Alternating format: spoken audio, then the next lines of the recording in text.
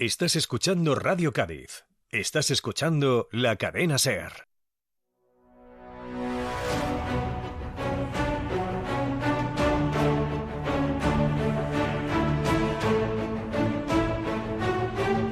Lo que esconden los archivos. Entramos de nuevo al Archivo Histórico Provincial, aquí a través de la radio, en este espacio en el que vamos conociendo todos los documentos valiosos, valiosísimos que tiene el archivo. Abelina Benítez, muy buenas. Hola, buenas tardes, Manu. Hoy vamos a hablar del contrabando. ¿En qué época, más o menos? Pues la documentación que nosotros tenemos va del siglo XVIII al XX, a años muy recientes, hasta la década de los 60, 70 incluso. Y vamos a hablar de cómo se requisaba, cómo se detectaba, cómo se aprehendía todos aquellos objetos, artículos que venían de contrabando a España, ¿no? Bueno, a Cádiz. A Cádiz concretamente, porque bueno, Cádiz era un puerto de entrada de la mercancía durante el siglo XVIII, fue el único puerto que comerciaba con América. Entonces la aduana de Cádiz es una aduana importantísima. Entonces en aquella época se establecieron las reales órdenes de aduana y se recogieron muy bien y se archivaron muy bien, toda esa documentación nos ha llegado. Y en esas reales órdenes pues aparecen pues el diferente trato que hay que darle a las mercancías, los aranceles que se ponían, y también, aparte de todo lo relacionado con el comercio, los productos que podían entrar y no entrar, los que estaban sujetos a un mayor seguimiento que otros, y toda esa documentación pues la tenemos nosotros aquí aparte, bueno, ya te digo, a partir del siglo XIX, otros fondos siempre relacionados con Hacienda, porque la Hacienda pública era la que necesitaba, pues recaudar, y era la que en definitiva controlaba todas esas entradas. Has dicho la palabra prohibida, aranceles. Ah, sí, ahora que ahora está muy de actualidad. Llevamos 2 semanas que nada más que se habla de eso, pues bueno, aquí está. Y en definitiva el concepto viene a partir de la misma base, ¿no? La economía, la hacienda española siempre fue deficitaria, tuvo siempre un déficit presupuestario. Entonces lo que se pretendía era implantar una política comercial proteccionista, ¿no? Se prohibía la importación de determinados productos para potenciar, la producción nacional. Se evitaban las sedas chinas, los algodones de Inglaterra, todo eso se prohibía la entrada. O se ponían unos aranceles muy altos para otros productos que también se producían en España, y se ponían aranceles muy altos para los de fuera, para que no se comprara lo de fuera y se comprara lo de dentro. Eso al final pues tuvo un efecto contrario, y lo que dio lugar es a esa introducción ilícita de los productos que estaban prohibidos, o a la defraudación, ¿no? Que es decir que se mete menor mercancía para pagar menos derechos, cuando en verdad se introduce más y en mayor cantidad. ¿Y cómo se reprimía el contrabando? ¿Cómo se controlaba? Pues se controlaba de 2 maneras diferentes, bien con leyes, las leyes que se fueron estableciendo a lo largo de esos siglos, o bien con unos cuerpos de seguridad que se encargaban de combatirlo en las costas. Nosotros teníamos aquí Gibraltar, claro. Y por ahí entraba de todo, y por ahí es donde se fraguaba ese contrabando y ese tráfico ilícito. En el siglo XVIII pues tuvimos los resguardos, eran funcionarios que se encargaban de guardar las costas, que muchas veces pues estaban auxiliados por el ejército. Después, en torno a 1830, se crea el Real Cuerpo de Carabineros de Costas y Fronteras, que eran los resguardos civiles y militares, ahí se aunan. Y pasa a depender, en 1848 se integra en el ejército y pasa a depender por una parte del Ministerio de Guerra y por otro de Hacienda.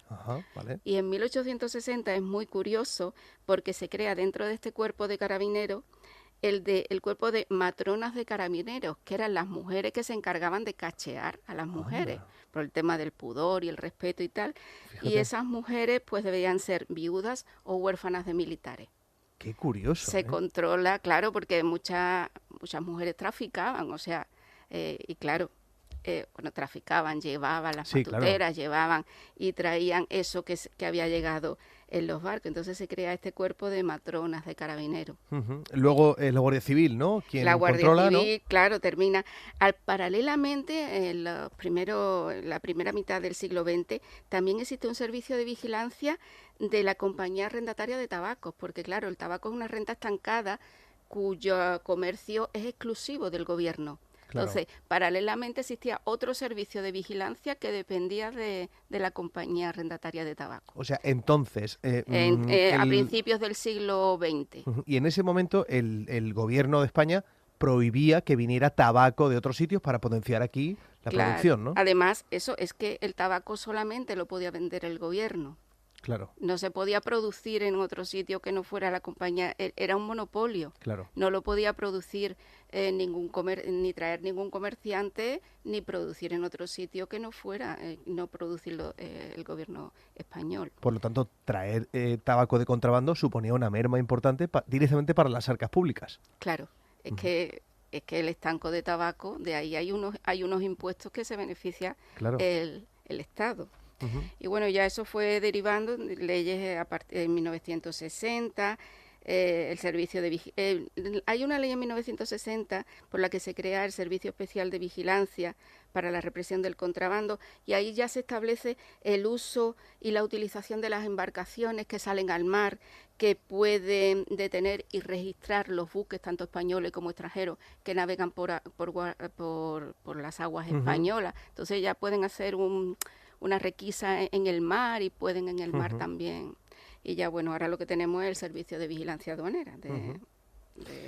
Que hacen además algunas operaciones. Hace no mucho estuve yo en una rueda de prensa de una operación que hicieron en alta mar con los buques en marcha, en fin, en plena oscuridad en el Atlántico. Es una cosa tremenda. Película, eso es de película. Es de película, es como, exactamente. Bueno, estas son las fuerzas y cuerpos, digamos, que protegían la costa. Pero ¿cómo eran las sanciones, las multas? Si te pillaban con tabaco, ¿qué te podía pasar? Pues en verdad, bueno, eso había que distinguir entre los delitos y las infracciones administrativas. Si era contrabando, se consideraba delito porque se introducía algo ilícito. Si era una defraudación, pues ya la pena era menor, era una sanción administrativa. Había una multa, había una requisa y después, bueno, pues lo que se había introducido ilícitamente se vendía en pública subasta. Así, bueno, pues las arcas del Estado se beneficiaban de ello. Se vendía. También, a lo largo de, bueno, desde 1830 es la primera legislación que hay contra el fraude y contrabando. Y ya a lo largo del siglo XIX y el siglo XX ha ido variando en función de eso, a dónde se ponía el nivel entre delito y sanción. Si se consideraba un delito y había un reo, eso lo juzgaban los tribunales de justicia. Claro. Y si se consideraba una infracción, pues nada, la multa correspondiente, la requisa y la venta. Ahora mismo la ley que tenemos de la represión del contrabando de 1995, pues establece la frontera, ¿no?, entre el delito e infracción administrativa. Si el valor de los bienes es superior a 150.000 euros es delito, y infracción en 50.000, y el tabaco, pues si supera los 15.000 euros, pues ya se considera también un delito. Y sobre contrabando, la documentación que tenéis allí en el Archivo Histórico Provincial, ¿cuál es exactamente? Porque me has hablado antes de un dibujo de un barril, de una bota de vino con una serie de instrucciones. ¿Esto cómo es? Nosotros tenemos diferentes fondos, todos provenientes de Hacienda, ¿no? Por orden cronológico, pues el primero que tenemos son estas órdenes de aduana que se dictaban por la corona para prevenir para regular el tráfico de las mercancías y también para el tema de aranceles y todo eso. Y al que tú te refieres concretamente es una orden de aduana de mediados del siglo XVIII, de mediados del siglo XIX, y se detecta en unos barriles que vienen de vino provenientes de Cataluña, pues se detecta que hay dentro del barril no todo es vino. Un doble fondo. Hay unos dobles fondos, hay unos pequeños compartimentos donde no hay vino, sino que se comercia con tabaco, se traen otros productos. Claro, como en la orden lo especifican, pero no se ve, no lo demuestran tan claramente, pues se hace un dibujo de ese barrilito con esos compartimentos estancos donde se introduce el producto con el que se trafica. Para que estén al loro. Para que estén al loro. Es decir, que desde el propio gobierno, en este caso desde Hacienda, daban esa serie de instrucciones o esas indicaciones para quienes tenían que controlarlo, ¿no? Claro. Oye, atentos a esto y tal. Exactamente. Aparte, bueno, pues se establece una serie de normas sobre los aranceles y sobre todo lo que se tiene que tener en cuenta en las diferentes aduanas de los puertos y las españoles. Después, aparte de estas reales órdenes, pues tenemos documentación también de la Delegación de Hacienda, de la Junta Administrativa de Contrabando y Defraudación, que es muy muy extensa, ¿no? Tiene los libros de registros de multa, tiene actas de aprehensión, tiene memorias de actuaciones, todo es, va desde 1922 hasta 1973, expedientes de subasta, de géneros decomisados, en fin, una documentación muy amplia a través de la cual pues se puede rastrear ese tráfico ilícito que ha habido en la provincia gaditana, principalmente por la zona de Algeciras, por la zona de la Sierra, porque por ahí entraba muchos productos. ¿Y cuáles son las actas de aprehensiones que tenéis? Porque yo creo que es lo más curioso de todo, saber a quién pillaron, en qué condiciones pillaron y qué estaban intentando meter en España, en Pues Cádiz. mira, principalmente, tenemos aquí en el documento hay una de coñac que el cuerpo de carabineros realiza lo cogen, ¿no? Lo aprenden, y es de coñac, se mete coñac ilícitamente, y después tenemos otro en un autobús que viene de Medina, hace el camino Algeciras-Medina, y ahí, pues habían metido unas telas en la parte de abajo donde estaban donde se meten los equipajes, y unas telas, que estaba prohibido que se introdujeran en España. Y cuando lo revisa la Guardia Civil y tal, dice, ¿esto de quién es? Ahora nadie en el autobús, no era de nadie, los de la compañía, el conductor, el revisor tampoco sabían nada, en fin. Por eso se habla de sin reo con reo, porque a veces los paquetes ahí, están y no tienen dueño, no sé.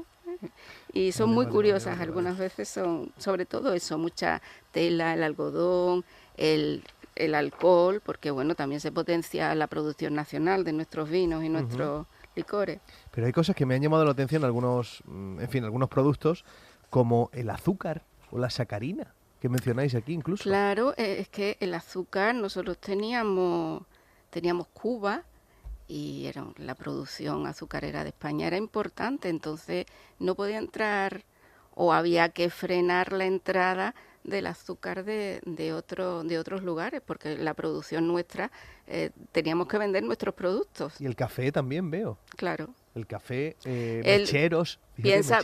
Piénsalo, que los dominios españoles tenían una producción importante del azúcar, del café, todo eso a finales del siglo XIX, sí, claro. XIX ya va desapareciendo, pero la producción no era la producción de España, era la producción de España y sus dominios, entonces eso había que protegerlo.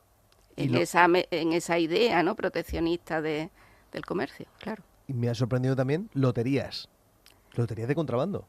Sí, lotería, me refiero al papel. A veces también hay mucho contrabando, igual que contrabando de dinero, contrabando porque las loterías también son una renta del Estado, es algo que solo lo puede emitir el Estado. Increíble. Gasolina, café, confecciones, lo de las telas, claro yo no era consciente en absoluto de... Sí, claro, porque las telas de Holanda, es muy curioso también, por ejemplo, en las reales órdenes, a las sedas de China, a los paneles pintados de China, eso se le ponían unos aranceles muy altos, de un 20 o un 25%, eran telas muy lujosas, aquí no se producían, a lo mejor, y claro, todo lo que llegara de fuera y pudiera hacer competencia con lo que nosotros teníamos y producíamos, pues se le ponía esos aranceles tan altos. Bueno, tened a buen recaudo este documento, no sea que lo pille Donald Trump y se le ocurra crear también un cuerpo de carabineros sí, yanquis. De yanquis en las costas de Estados Unidos. Avelina Benítez, muchísimas gracias. Una semana más. A ti, como siempre.